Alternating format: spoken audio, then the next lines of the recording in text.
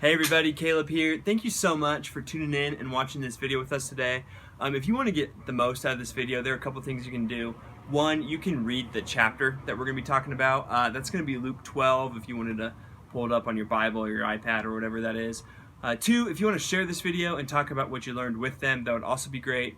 And the third thing you can do is if you have a question or you just want to let us know how we're doing or whatever, leave a comment and we would love to connect to you in there. So without further ado, here's a story that I completely made up. So there's this CEO, and if you knew, if you probably have the products that his company produced in your house, you probably love them. Lots of people do. Anyway, in December 2019, he was sitting down and he was kind of looking over his books over the past year. And he had the best year of business ever before in his life. So he's super excited, and he's realized now that actually in the last decade, business has been booming. His products flying off Amazon, shelves that still exist, things like that. And so he's trying to figure out, okay, in 2020, what do I want to do with this big influx of money that I have? And eventually March rolls around and he sees that the stock market is going down because of the current crisis. And he decides, okay, I'm going to do something crazy. I'm going to take a big risk. Some people might even call it foolish, but I'm going to invest 95% of everything I have in my company into the stock market. And so he does that. And he knows that it's really down right now, but eventually it'll come up and it'll be big again. And he'll have more money than he's ever had before, and he won't have to work anymore. And so he does that. And then a couple weeks go by and he gets called out to his factory. He's talking to his factory manager, and it turns out that 75% of the people who work in his factory have this COVID-19 thing. So he has to shut it down, and he has to lay a bunch of people off and all the stuff of the stories that we've heard over the last several weeks. And he goes home and he's really upset because of that. But he knows, hey, this is all going to pay off. I'm going to make more money than I've ever had before, and I won't have to work very hard anymore at all. But then he gets this cough. And the cough slowly starts to get worse. And eventually the cough turns into a fever. And eventually the cough gets so bad that he has a hard time breathing, and he gets rushed to the hospital. Now, I think that you know how this story ends. Okay, so I, again, just want to say that is a story I made up. I don't know if that happened to anybody, but it was no one that I know. But I don't think it's that far off, although it is sad and really intense. I don't think it's that far off from a story that Jesus told in Luke 12.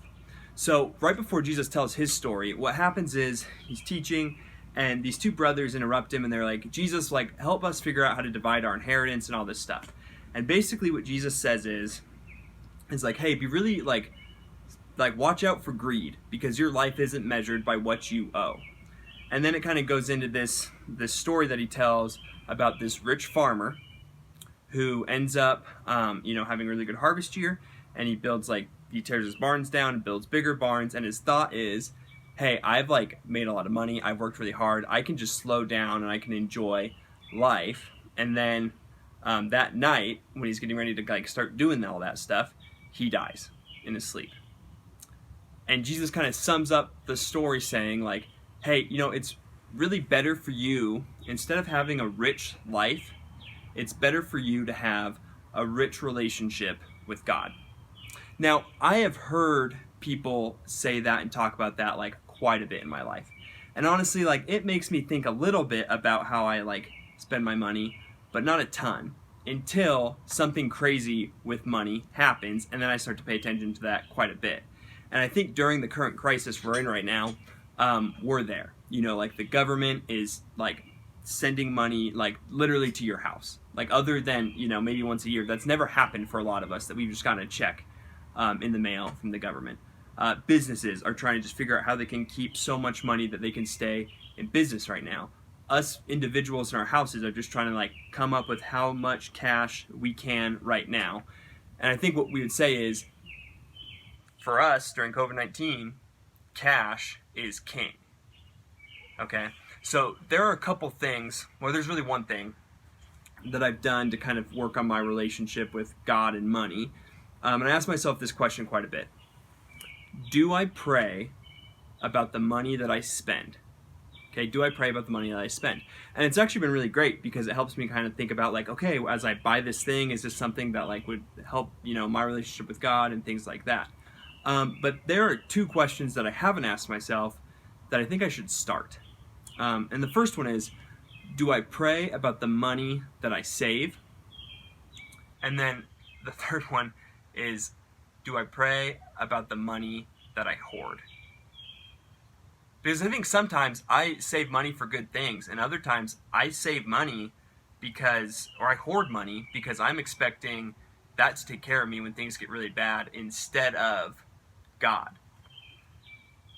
And that's been really interesting for me to look at this through like this lens of COVID-19, because I think if I can trust God to take care of me right now, that'll help me have a rich relationship there, where I might be trusting my money to take care of me instead. So I think the long and the short of it that Jesus is trying to teach us is that cash isn't king. Jesus is king.